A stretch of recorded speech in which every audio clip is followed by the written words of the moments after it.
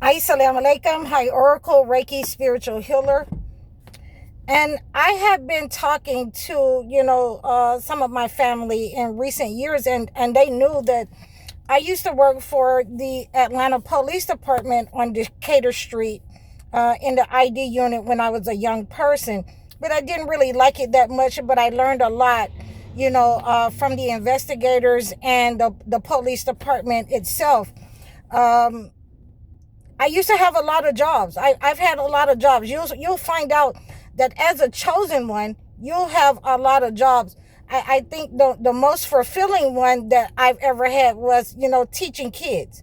So I used to teach kids in my home when, I was married to my first husband. And I really, loved teaching kids. And I was teaching them mathematics. I was teaching them how to read. And, when you're dealing with kids, you will understand that kids will do things. When you're a parent, you understand that kids will do things. And these kids that I had, they were like kindergartners through fifth grade. And my living room floor was full, of little paperwork and doodles and drawings and stars that they would receive when they did well.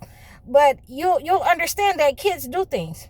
So if you tell a kid, did you drink this juice? Did you get this candy? You're not supposed to have this candy before your dinner. And you'll see them. They'll try to tell a lie and they'll start looking around, and then they'll have, a mouthful of candy in their mouth, and they're trying to tell a lie. They'll have a milk mustache with chocolate milk. Or they'll have it written all over their face, whatever it is that they're not supposed to have, but they'll still try to tell a lie. So it'll be the same thing if you have an animal. If you have a dog, I've had many dogs, and some of you have, heard me talk about my Shar-Pei. If you have a dog and you say to the dog, "Did you poop on the rug? Did you tear up my shoes? Did you tear up the sofa?" Then the dog will start looking down, and you'll tell that the dog is guilty. The dog is guilty, and the dog is going to show you that he's guilty, and I've seen many of the posts where the owners of these animals show that the dog's guilty by the dog's look and the way it looks down. So, these are some of the ways that also that you will find that, people will have these same behaviors. They will mimic these same behaviors and conduct in society when they are guilty. So, it says specific things about people who will be in the fire on the day of judgment in the Holy Quran. And I wanted to give you exactly what it said from the Holy Quran and the Holy Bible so that we can further understand why this is necessary. And I'm coming to you from Surah Ibrahim 14 and 49 through 50. And you will see the guilty ones bound together in chains of iron, their garments of liquid pitch, and their faces covered with fire. So this is what the Holy Quran says about the guilty people on the day of judgment. This is how they will be dragged into the fire, the blazing fire. They will have their face on fire because of what they do. And so, when you can look at people here now, while we're here in this space, you can look at people and tell them that they're guilty. You can look at their reaction and they'll show their guilt on their face. This is why their face will be on fire. So we have to understand that there is a definite reaction when you are being dragged with a chain on the day of judgment and your face is on fire. You're being dragged to hell and your face is already on fire because of what you've done. But I digress. I don't want to be among those people, but there are people who are among us that will be in that position on the day of judgment. Okay. And that is different, than the way of a child and the way of an animal who didn't know any better. These people know exactly what they were doing when they had this look of guilt upon their faces, and we're going to get into it today. And I don't appreciate that look, because there have been many people who came through the police department who were innocent, and there also were people who were guilty, who had that guilty look on their face. And, I had to ultimately, resign, because I couldn't deal with all of the innocent people that were coming into that facility. So, I digress, and let's talk about what the Holy Bible says about these guilty people. These people who are not only just guilty, they are criminals. They're criminals and they're guilty. And this is Psalms 34:21. Evil shall slay the wicked, and they that hate the righteous shall be desolate. So this is coming from the Holy Bible. And so that they are lining up that, if you think about a desert and there's no water in this desert, desolation, there is, hot. It's very hot all around. There's no water. There's no relief. If you look at, a carcass, you may only see the dry bones of a carcass, because there is desolation all around. There is no relief from the heat. There is no relief from this fire that these criminals will be in. And I have to give it to you in this manner, because when I looked at the faces of those people who were investigating those murders, those lynchings, those unalivings on that college campus in Mississippi with the Trey college student, I wanted to say again, I send my condolences to the parents of both of those young men who were lynched in Mississippi.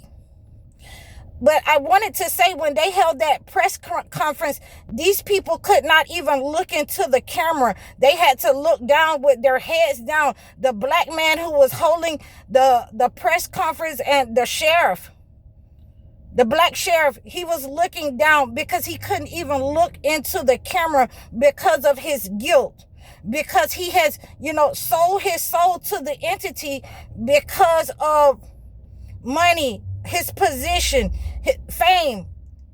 He has sold his soul to be in alignment with the entity for the things of this world. And on the day of judgment, I just explained to you what the resolve is going to be like. So since we are in this position where these people have committed acts against us for no other reason than to retaliate for something that we did not commit, that we didn't do. These are the things that our parents have aligned with, and our parents had to integrate with this entity at the time, so that these atrocities would not keep committing themselves. So this is a pattern that we're in. This is a generational curse where that they want to put you back to sleep. They want to make sure that you stay emasculated so that they can keep reaping your energy. This is spell work being done over your life, a sacrifice in order to put you back to sleep, in order to emasculate you, in order to take your financial energy, in order to keep you pitted against your own people. This is a blood sacrifice. So when we're understanding how to cleanse ourselves of those blood sacrifices, we have to make sure that we are cleansing the people who are directly involved, the ones that have to send that negative energy back to those people. You can reach out to me in the description below to understand how to do that.